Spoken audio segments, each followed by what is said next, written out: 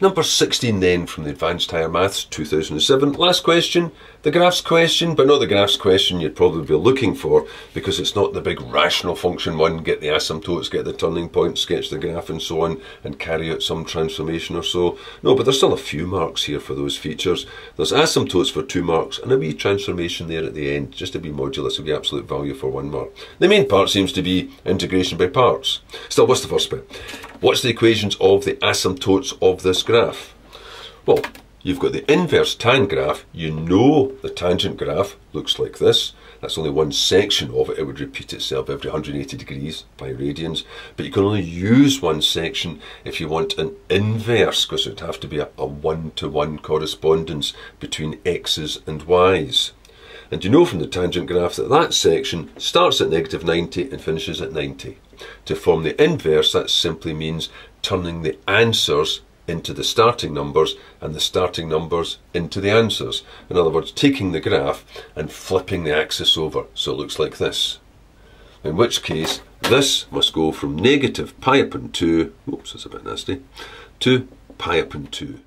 And I forgot to mention that the inverse tan of 2x will still have the same range as inverse tan of x, since the doubling of x will compress the graph horizontally but not affect the range. So it will still be from -π/2 to π/2. So that the asymptotes must be, for part A, I've got y equals, because it's a horizontal line, π/2, or maybe I should say, and y equals -π/2.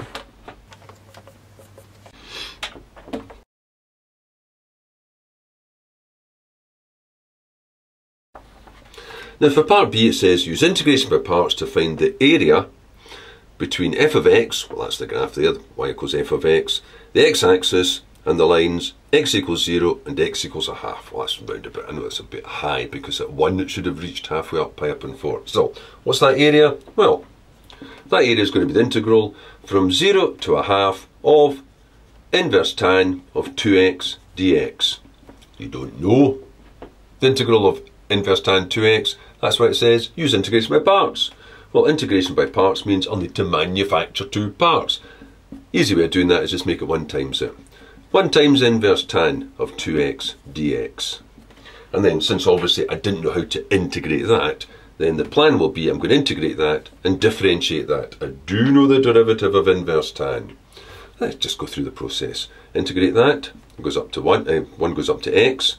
Leave the inverse tan of 2x alone, minus, now that that's been done, it just carries forward. Now it's its turn to be differentiated.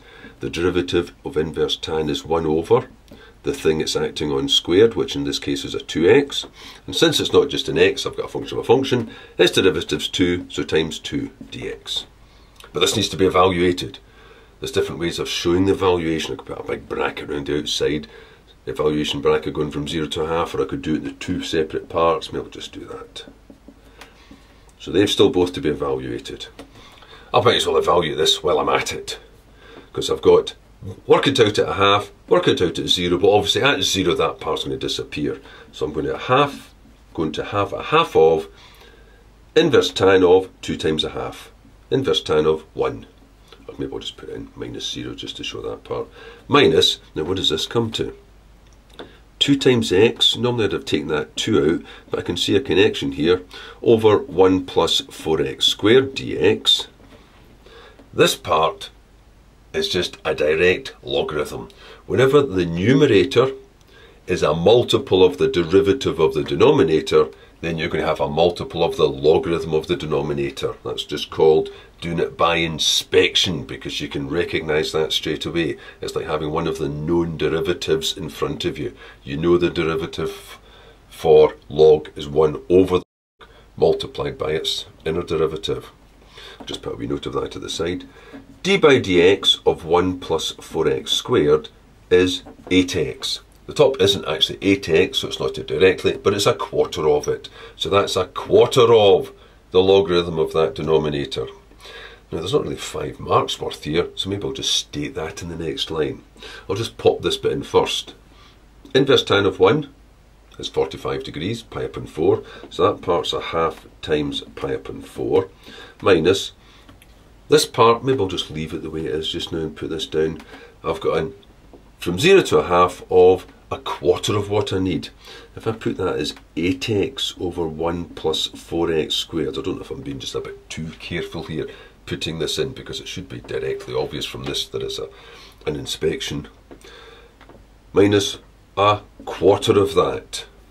So I've got pi upon 8 minus a quarter of ln 1 plus 4x squared, evaluated from 0 to a half. Notice, no modulus required because that's a positive quantity, so it just remains to work this out. So I've got pi upon 8 minus a quarter of ln, when x is a half, x squared will be a quarter, 4 quarters are 1, so that's ln 2, minus ln, when x is 0, that'll be 0, so that'll be ln 1, run out of space. So that's pi upon 8 minus a quarter of, you can either just divide them, so I've still got ln 2, or ln of 1 is 0, whichever way you like, comes out as ln 2. Now, if you didn't like, although you should like, doing it by inspection when it's blatantly obvious that you've just got an alteration of a direct logarithm, you'd probably be tempted into doing it by substitution. And the obvious one would be the nasty part's the denominator. You'd have said something like, let u equal 1 plus 4x squared, so du by dx is, there's that 8x. So that dx could be replaced by du over 8x. And when x is 0, u is going to be, 4 nothings are still nothing, 1, just these numbers here. When x is a half, u is going to be a quarter, 4 quarters, 1, 1 and 1 is 2. And then the integral would have turned into the integral from 1 to 2 of 2x, and that's just u underneath, times du over 8x, which of course is going to be a quarter of, they all cancel out, the integral from 1 to 2 just of du over u, which is a quarter of ln u from 1 to 2, which is the same as this, ln 2 minus ln 1.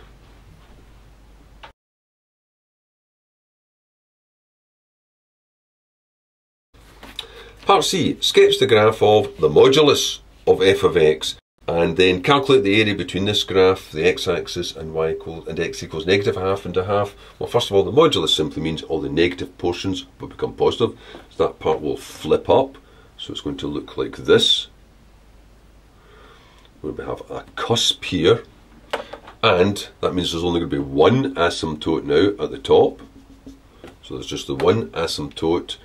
Maybe I should put its name in, y equals pi upon 2. This is the graph of y equals the modulus of f of x. There's the origin. And then the area between negative a half and a half, because the two parts are symmetrical, would be this. Well, there's 3 marks here, maybe I should put it down this way. Well, the area is going to be from negative a half to a half of the modulus of inverse tan of 2x dx, which will simply be 2 times, because of the symmetry of it, the integral from 0 to a half of that original inverse tan of 2x, being that original positive part. You know that answer already. That answer was pi upon 8 minus a quarter of ln 2. So finally the answer you want will be pi upon 4 minus a half of ln 2 for 2 marks, which is unusual for the very last part of the exam. Usually you get 2 marks and 3 marks in this case for something that takes ages. Here is something that's fairly trivial.